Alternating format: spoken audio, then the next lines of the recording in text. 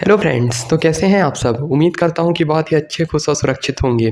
पिछला कुछ समय हमारे लिए बहुत सी शॉकिंग न्यूज़ से भरा था, जहाँ 17 साल बाद आरसीबी ने आईपीएल जीत लिया। वहीं ये खुशी ज़्यादा देर टिकी नहीं और हमें बेंगलोर ट्रेजेडी देखने को मिली। लेकिन इन सब में सबसे बड़ी शॉकिंग न्यूज़ अगर कुछ थी, तो यही थी कि आरसीबी के आईपीएल जीतने के बाद लगभग 9 साल से गायब विजय माल्या ने आरसीबी के आईपीएल जीतने पर ट्वीट किया और ये कहा कि ये बहुत ही खुशी की बात है कि हम 18 साल से जिस ट्रॉफ़ी के लिए इतनी मेहनत कर रहे थे, फाइनली बॉयज़ ने उस डेडिकेशन से काम करके ट्रॉफ़ी अचीव की है। इसके लिए मैं उन्हें कांग्रेचुलेट करना चाहूँगा। इस पे एसबीआई ने भी रिएक्ट किया।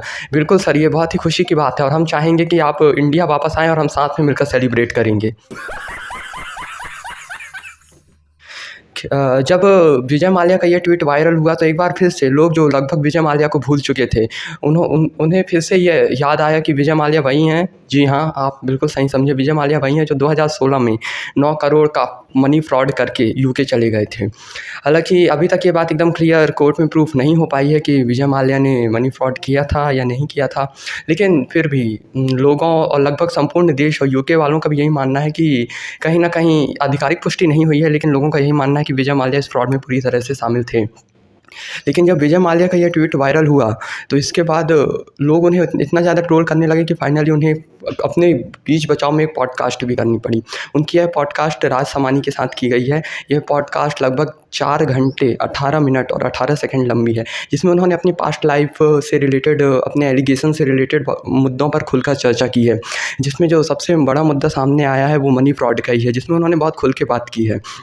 तो थोड़ा स्टार्टिंग से अगर हम इस बारे में बात करें, तो जैसा कि हम जानते हैं कि विजय माल्या किंगफिशर कंपनी के मालिक हैं और उन्होंने साल 2002 से 2003 के बीच में किंगफिशर एयरलाइंस की स्थापना की थी, जो उस समय भारत की सबसे बड़ी कंपनी थी। पर धीरे-धीरे बढ़ते खर्चों और ब्याज की वजह से वह दिनों-दिन कर्जे में जाते रहे, जिसको देखते हुए उन्होंने आगे की इन्वेस्टमेंट के लिए आईडीबीआई बैंक से लगभग 9 करोड़ रुपए का लोन लिया था। लेकिन जब ये कर्जे दिनों-दिन बढ़ते रहे और कंपनी धीरे-धीरे जब कर्जे में जानी स्टार्ट हो गई, तो किंगफिशर कंपनी तो बंद हुई ही, साथ में विजय माल्या के पास पैसे नहीं थे कि वो उसे लौटा पाएँ, जिसकी वजह से वह देश छोड़ के यूके चले गए।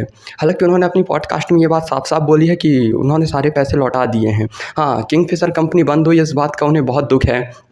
क्योंकि ऑब्वियसली ये उनके हाथ से बनाई हुई कंपनी थी, जिसने जो बहुत से लोगों के लिए रोज़गार भी थी। तो जब ये कंपनी बंद हुई, तो बहुत से लोग जो आज भी उनसे नाराज़ हैं, उनके लिए उन्होंने दुःख व्यक्त किया और ये कहा कि वो इस बात से बेहद दुखी हैं कि ये कंपनी बंद हुई, लेकिन उन्होंने एक भी रुपए का फ्रॉड नहीं किया है या उनका इस फ्रॉड से कोई लेना-देना नहीं। उन्होंने ये बात साफ बोली थी और उन्होंने ये भी कहा कि मैं 2016 में यूके गया बिल्कुल, लेकिन वो एक पहले से फ़िक्स दौरा था, मतलब वो पहले से ट्रैवल में था, इस वजह से मैं गया। बाकी कोई मनी या फिर और कोई दूसरे रीज़न से मैं यूके नहीं गया था और वहाँ कुछ वाजिब कारण थे, जिस कारण मैं वापस इंडिया नहीं आ पाया। तो उन्होंने पॉडकास्ट में ये बात साफ-साफ बोली कि आप मुझे भगोड़ा कह सकते हैं, लेकिन चोर नहीं कह सकते हैं।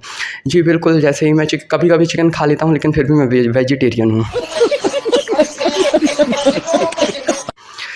तो लेकिन एक बार फिर से इन सब बातों ने लोगों को ये सोचने पे मजबूर कर दिया कि क्या विजय माल्या का पॉइंट वैलिड है या मीडिया या लोगों ने जो हाइप क्रिएट की है, वो अपनी जगह पे सही है।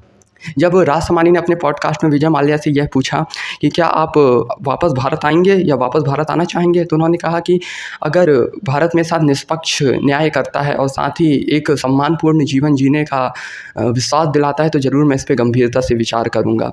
हालाँकि रिपोर्ट्स के मुताबिक अभी तक यह केस चलते लगभग 9 साल से ऊपर का समय हो गया और अभी तक कोई आधिकारिक पुष्टि नहीं हुई है कि वाक़ई विजय माल्या ने मनी फ्रॉड किया था या नहीं किया था। लेकिन बिल्कुल यूके कोर्ट ने भी कहीं न कहीं कई बार इस बात की पुष्टि तो की है कि विजय माल्या इन सब फ्रॉड में शामिल थे। हालाँकि जब तक इसकी ऑफ़िशियल पुष्टि नहीं आई है, तब तक हम किसी को भी चोर नहीं कह सकते हैं।